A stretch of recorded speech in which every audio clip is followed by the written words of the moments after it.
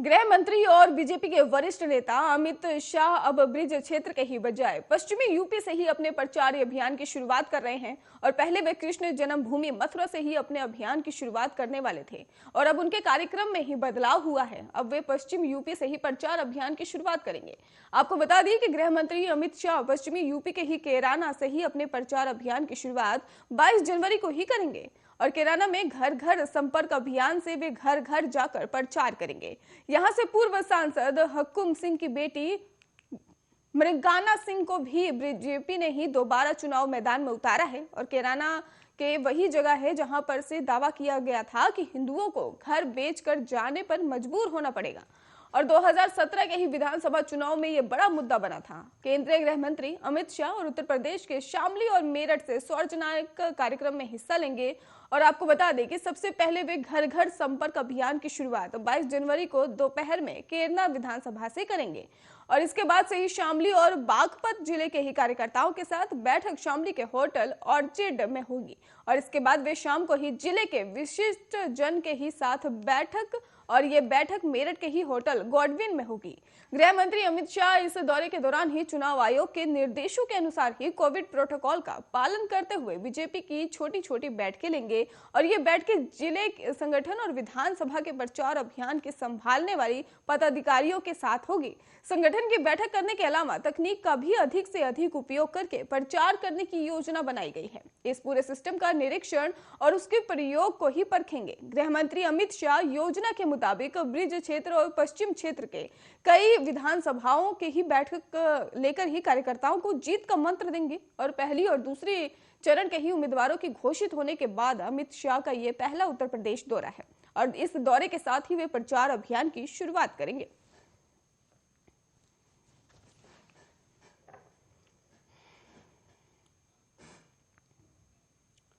उड़ती धूल मिट्टी से यहां स्थानीय निवासियों के लिए जीवन का हिस्सा बन गई है, जो धीरे धीरे इनकी जान की दुश्मन बन बैठी है।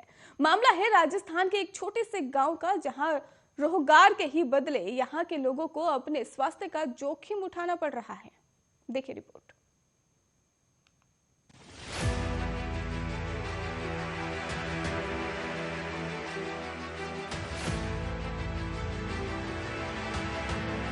खुले आसमान के नीचे रहते हुए भी एक एक सांस के लिए संघर्ष। हवा में खुली धूल और मिट्टी लोगों के लिए किसी श्राप से कम नहीं है। क्रशर जॉन से उड़ती धूल मिट्टी से यहाँ के स्थानीय निवासी सिलिकोसिस, टीबी, दमा और एलर्जी जैसी गंभीर बीमारियों से पीड़ित हैं और इन गंभीर बीमारियों की चपेट में आने से करीब दर्जन भर लोग अपनी जान भी गंवा चुके हैं। जिन परिवारों के सर से साया उठ चुका हो, उन परिवारों की बहुत ही दयनीय स्थिति है।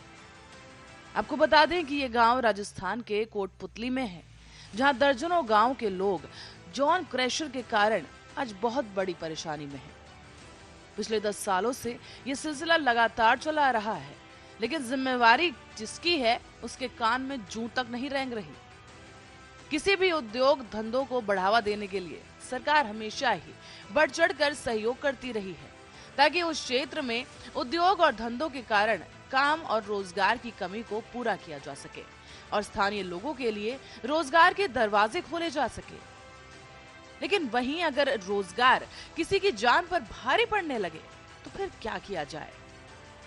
कोटपुतली में दर्जनों गांवों में क्रशर जॉन स्थापित किए गए हैं, जिसके बाद आसपास के लोगों का जीना दूभर हो गया है। आज की स्थिति की बात करें तो करीब दर्जन भर गांव ऐसे हैं जिनके ग्रामीण इन क्रशरों से निकलती धूल और मिट्टी से आसपास का वातावरण पूरी तरीके से दूषित हो चुका है, जिस कारण खाने पीने की चीजों के साथ साथ धूल मिट्टी भी सीधे मुंह में जा रही है।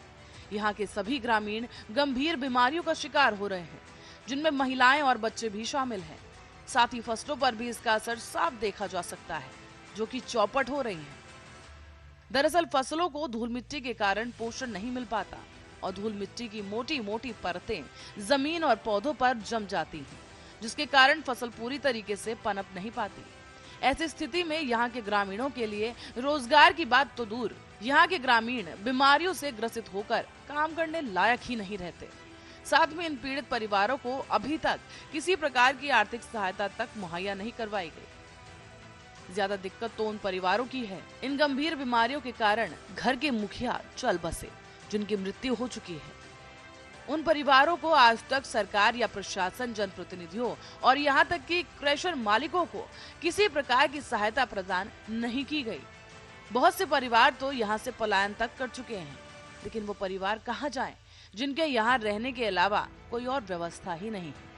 पर इन सब के बीच एक सवाल ये भी खड़ा होता है कि ऐसा रोजगार आखिर किस काम का, जो किसी की जान पर भारी पड़ जाए और केवल अमीरों की तिजोरियों को भरने का काम किया जाए, या फिर ये पूरा सिस्टम ही फेल है, या फिर सब काम मिली भगत से चल रहा है। आसपास के गांव में ग्रामीण जानवरों से भी बुरा खाना खाने को मजबूर हैं। यहाँ के छोटे छोटे बच्चे भी गंभीर बीमारियों से ग्रसित हैं, लेकिन इनकी सुनने वाला कोई नहीं।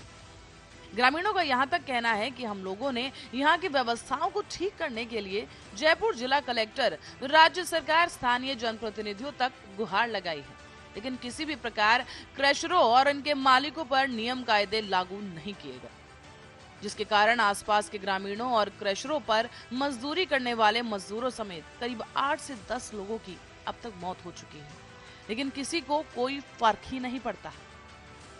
गौरतलब है कि लोग मौजूदा हालात में जीवन के लिए संघर्ष कर रहे हैं। कई लोग अपनी जान भी गंवा चुके हैं, पर शासन प्रशासन न जाने किस अनहोनी के इंतजार में है, जो अब तक निर्दोष लोगों की जान बचाने के लिए कोई जरूरी कदम नहीं उठाए गए। Special report, Arya news.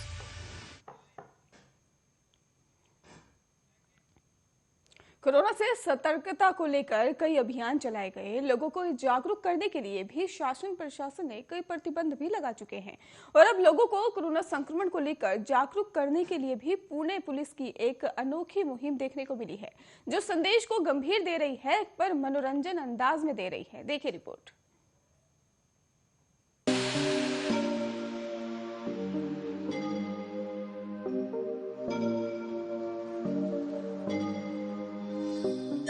Maharashtra में कोरोना संक्रमण की रफ्तार किसी से छुपी नहीं है। आए दिन लोगों की लापरवाही और बढ़ते कोरोना संक्रमण के बीच सरकार और प्रशासन के लिए एक बड़ी चुनौती बन चुकी है और अब पुलिस की तरफ से एक मनोरंजक पहल सामने आई है, जिससे लोगों को कोरोना के प्रति जागरूक किया जा रहा है। आपको बता दें कि हाल ही में पुणे पुलिस का एक मजेदार वीडियो वायरल हो रहा है। इस वीडियो में लोगों से मास्क लगाने की अपील की जा रही है। पुलिस ने इसमें राज कपूर की फिल्म मेरा नाम जोकर का गाना ए भाई जरा देख के चलो गाने की पैरोडी की है और इस वीडियो को पुणे पुलिस के एक अधिकारी ने आवाज दी है और खुद एक्ट्रेस करीना कपूर खान को ही अपने दादा के गाने पर बनी ये पैरोडी बेहद पसंद आई है। उन्होंने इस वीडियो को इंस्टाग्राम पर शेयर कर तारीफ की है और इस गाने को अपनी आवाज देने वाले पुणे पुलिस के एएसआई प्रमोद कलमकार ने कहा है कि तीसरी लहर में ओमिक्रॉन का खतरा लगातार बढ़ रहा है, इसलिए लोगों को जागरूक करने के लिए सुरीला साथ अपनाया है। ए भाई मास्क पहन के चलो, आते ही नहीं जाते भी, जरूरी चीजें लेते भी, चलते ही नहीं बैठे भी। ए भाई मास्क पहन के चलो, आते ही नहीं जाते भी, जरूरी चीजें लेते भी, चलते ही नहीं बैठे भी। पर ये पहली बार नहीं है। एएसआई प्रमोद ने कोरोना की सेकेंड फेज में भी कोरोना अवेयरनेस के लिए एक गाना तैयार किया था, पर रिलीज नहीं किया, लेकिन तीसरी लहर के बढ़ते प्रसार को देखते हुए इसे रिलीज किया गया।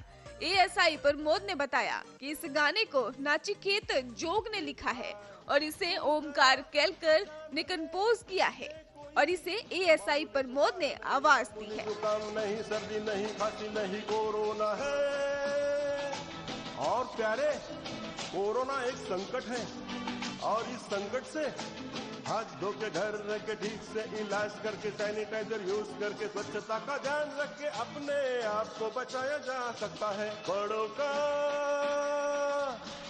का ख्याल भी रखा जा सकता है। ए भाई दरअसल लोग रास्ते पर बिना मास्क के घूम रहे हैं और कोरोना बढ़ रहा है, और ऐसे लोगों तक मैसेज पहुंचाने के लिए इस गाने को रिलीज किया गया है और गाने के माध्यम से अलग ढंग से मैसेज पहुंचाने का काम किया जा रहा है।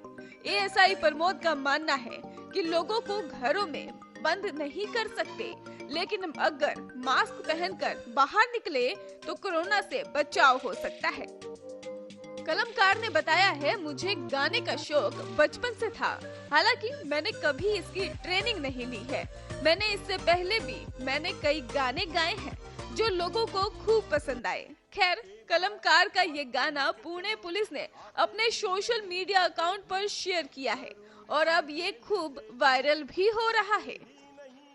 तो वहीं करीना कपूर के पोस्ट करने के बाद इसे 3 लाख से ज्यादा लोग देख चुके हैं और इस पर मजेदार कमेंट भी कर रहे हैं। जरूरी चीजें लेते भी, चलते ही नहीं, बैठे भी। ए भाई तू जरा जान ले, ये कोई मामूली बुखार नहीं, मामूली जुकाम नहीं, सर्दी नहीं, खांसी नहीं, कोरोना है। और प्यारे, कोरोना एक संकट है और इस संकट से हाथ धो के घर रह के ठीक से इलाज करके सैनिटाइजर यूज करके स्वच्छता का ध्यान रख के अपने आप को बचाया जा सकता। खबरों का सिलसिला लगातार जारी है, अब देखते रहिए आर्या न्यूज।